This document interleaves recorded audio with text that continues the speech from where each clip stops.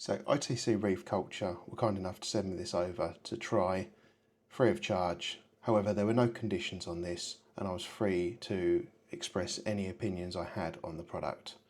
You can see how it comes packaged here with a pamphlet, a very short instruction guide, which, trust me, is more than enough, and a blister pack with the device itself in and a USB-C adapter.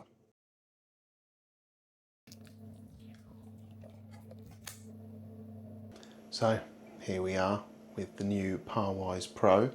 So I have got it dangling in the tank here. Let me shake it off a little bit. So here is the new Parwise Pro, and I have the app running here, which I'll show you. I'll do a picture in picture. You can see at the moment that the app has got, you can see some neon tetras in here and a lot of planted tank. So this is in tropical fish mode. So if we go over to the side here and click on the little Parwise logo and change to saltwater, now it looks like we've got some corals. We can have a look at that spectrum analyzer, so we can see here the active radiation, so the area where we can actually use that light for our corals. And then we have down the bottom here, we have PAR, colour temperature, lux, and a peak. I imagine that's peak light frequency, looking at that in nanometers. So if I stick that in the tank now, up the top near the SPS, we can see we have a reading of 304, 295-ish, but we can see it's quite narrow. We've got a lot of blue. You can see we've got some ultraviolet in there, and we've got a touch of colour in it, but it is very predominantly blue. And these are Red Sea Reef Lead 90s, and everyone knows they're very blue looking, so that kind of makes sense. And if we go down a bit deeper to kind of midpoint in the tank here, where the light stays about the same, but we're now looking at 180-ish PAR. Go down to the lower section of the tank down here, and we're down to 140 PAR, and then on the sand bed, if I can get my arm in,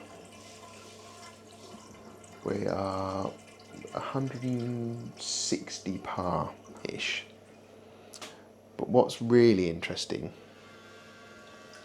if I can do it without dripping water everywhere, is that we can now change to a new measurement that we've got called CPUR or CPUR.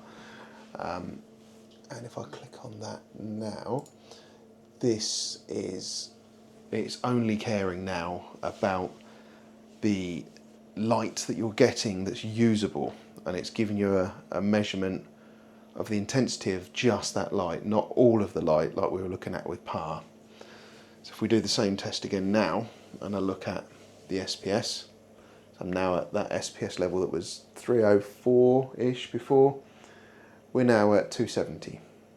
So we've gone straight from what my old light meter would be telling me was over 300, and what we could see in the normal PAR. Once we look at actual usable photosynthetic area, we've dropped down to like 260. If we go to the middle point in the tank here, we're down to 130. We go to down where my gonnies are, and yeah, we're still in 130, so it hasn't made a huge difference. And then when I go down all the way to the bottom, we're at 115-ish. So yeah, you can see as I play that around every now and then, you get a bit more colour. What I really like on this screen is the green coloured background is guiding us to what would be ideal light exposure for the corals. And you can see with the lights I've got at the moment, we're very much in that blue area only. You know, there's almost nothing else. And if I look in the app, I'm currently running, I've got two Reef LED 90s, and I'm currently running at 80% blue, 77% white. So that's quite interesting. During the day, my blue does drop down.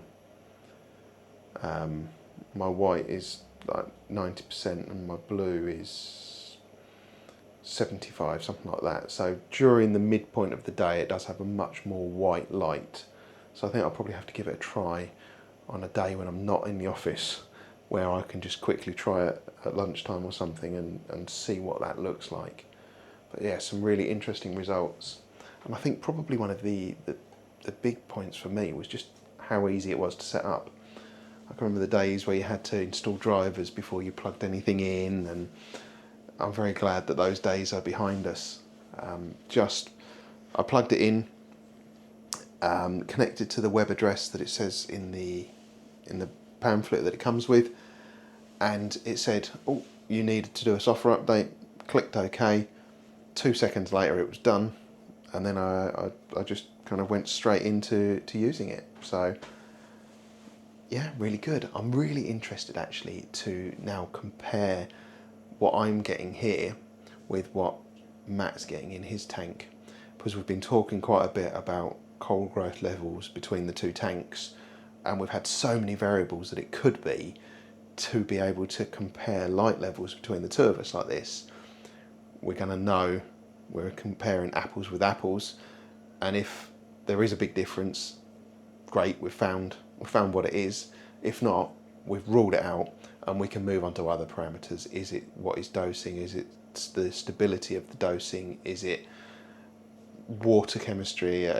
What is it? Am I using a different salt or what? Why are we seeing different levels of growth?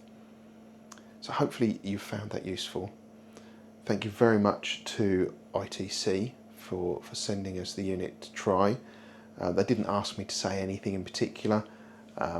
We did have a chat with them. We actually bumped into one of the guys at Coal Freaks and was talking there, and we talked a few times about what Matt and I have been trying to do, and saw it as a great opportunity to showcase their new Parwise Pro. But like I say, they didn't ask me to say anything. There were no conditions over sending it out to us. So hopefully this has been useful. If you've got any questions, let me know. Happy to test out anything you want to test that I can. I'm not going to do it wearing a pair of Speedos or anything like that, but yeah, within reason, I'll test whatever you like. And there'll probably be a few videos on this. We'll try and do one where I'm in a call with Matt and we're comparing side by side as well. I think that will be quite an interesting video. Thank you very much for watching, and I'll see you again in another video really soon.